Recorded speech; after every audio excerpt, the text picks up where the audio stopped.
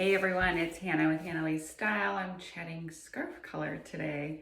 So I like to choose usually the opposite. So this is a quick tip if you want to choose your color for your outfit. So let's say, you're wearing this yellow sweater and the opposite color is purple. So this is a long skinny silk by Alex and Gray. Just wrap it around. And then if you want, you can do a couple more. Then you can also always finish it with a pin if you want for extra fun. I'm gonna do another wrap just to show you. It's hard to do okay. Keep going. Again, this is like a long skinny one. Let's just do this. This is a pretty easy one.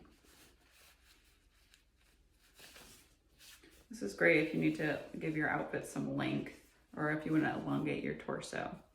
It's a quick trick.